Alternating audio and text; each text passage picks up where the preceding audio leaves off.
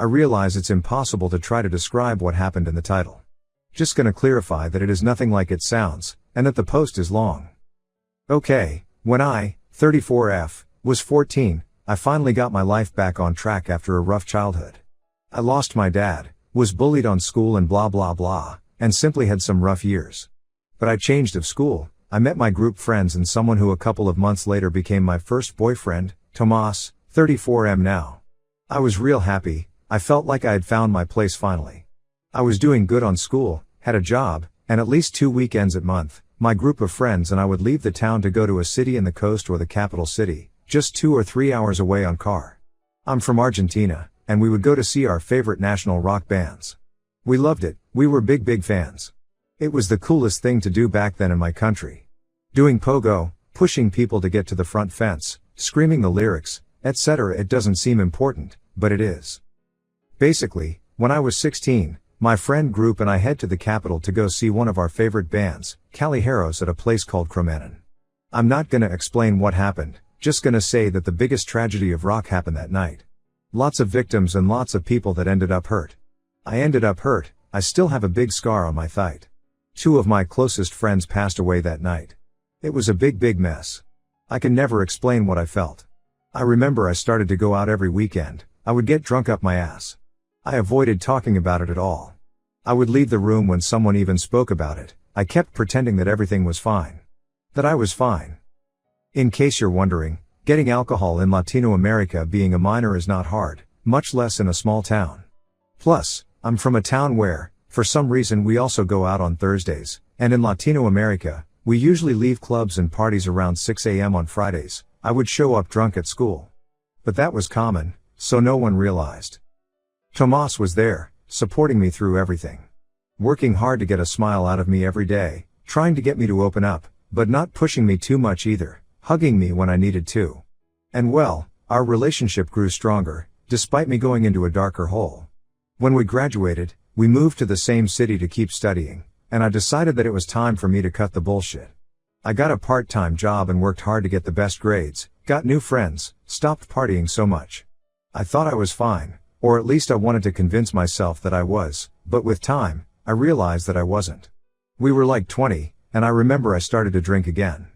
I hated myself, I felt miserable, I had nightmares with that night, and I felt even worse because I thought I was being like ungrateful. I survived at least, in my mind, feeling like this was pathetic. Mental health, well, we didn't speak much about it then. It was a taboo to go to therapy. During this time, I started to treat Tomas bad. I was mistreating. No, I never hit him or anything like that, but I would often yell at him or call him names when he was just trying to help. I kept pushing him away. I realized he deserved better than me. Tomas was always an angel, of course he did. It did not make sense to me why he was still supporting me. When he found me passed out after so much drinking on the floor, he would take me to the bathroom, bath me, dress me and put me on bed, cook me, clean my apartment. It only made me felt worse. I had a great man, and I was treating him like shit. He simply deserved better than me. I tried to tell him that we needed to break up, but he refused. Tomas refused and told me he would stick next to me no matter what. But I only got worse, and I felt like I was going to drag him with me, and I couldn't stand the idea of seeing him with me.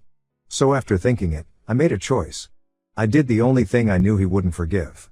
Well, I told him I did it. I told him I cheated on him with a guy from my work. A friend he was jealous of. He was upset, confused, angry, sad and felt betrayed, of course. It was heartbreaking to see him like that, but I knew it was necessary. He was much better without me, I was just a dead weight back then.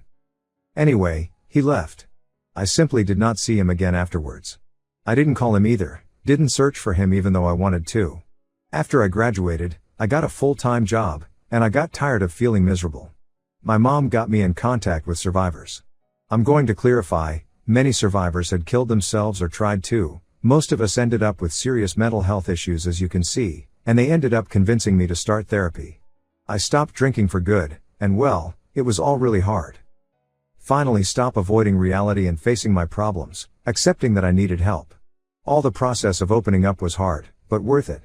Countless are the nights where I just stared at the phone, wondering if I should call Tomas or not.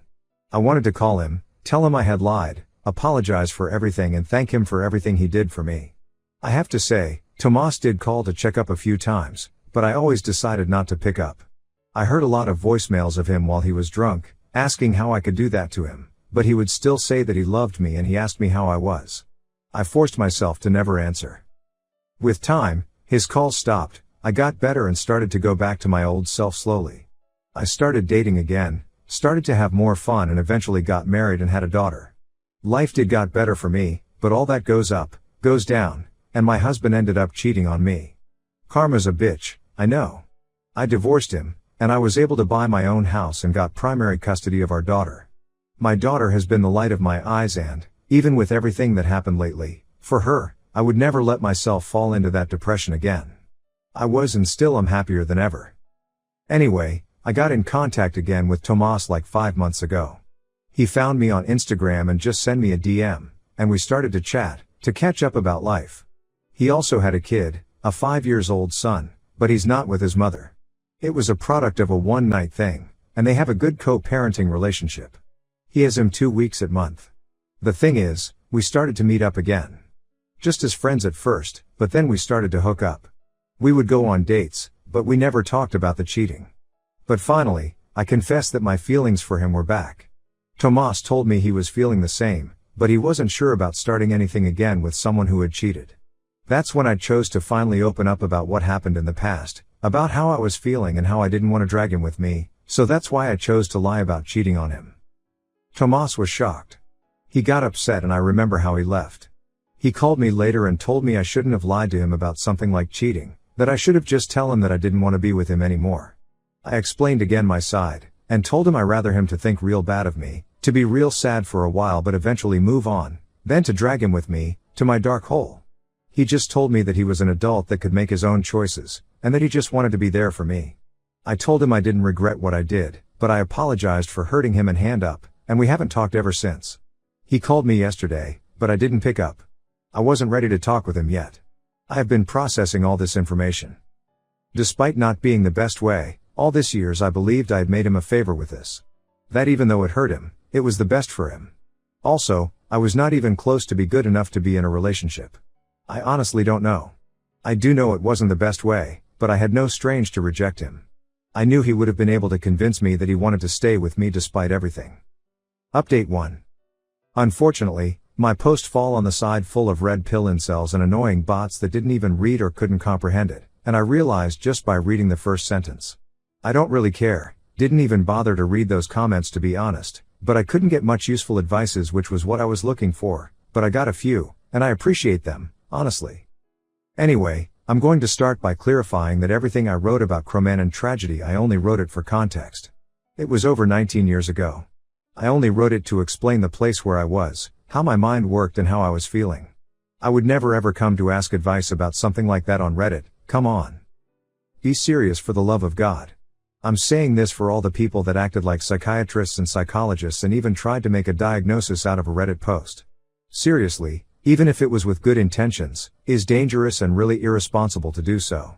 I don't have PTSD, I searched for professional help after graduating university. I graduated 13 years ago. I saw psychiatrists and psychologists, and I never got diagnosed with PTSD. I had depression and anxiety. I could never explain the amount of pain I felt after the tragedy, and how it only got worse because I didn't search for help right away. It took a lot of work, but years on therapy and support from friends and family finally made me get back to my old self. Not fully like I wanted to, but on a point, I didn't even recognize myself. I'm saying that for the ones who told me I was toxic, and I guess I was on a point. But the others were never the problem. I was so self-destructive back then that I thought the best would be to push everyone again. But like I said, that was so long ago. And I'm not even close to be like that. I repeat, I wouldn't be so irresponsible to get into another relationship, get married and have a child. When Tomas and I first started to date again, it was like the first years of our relationship. Healthy, fun and full of love. Not like the last year of our relationship, that was definitely the worst year of my life.